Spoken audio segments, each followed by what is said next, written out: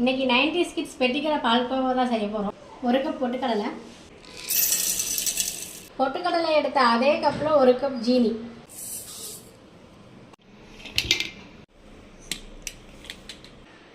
அதே கப்பில் 1/2 கப் நெய் எடுத்துக்கலாம்.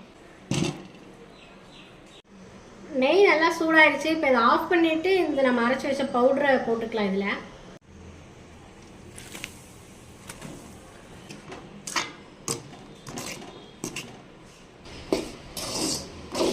பொட்டுக்கடலை நல்லா வறுத்தாச்சு. அதை வேறு பிளேட்டில் மாற்றிக்கலாம். தட்டில் மாற்றினோடனே இந்த சூட்லேயே அதை நல்லா அழுத்தி வச்சுக்கணும்.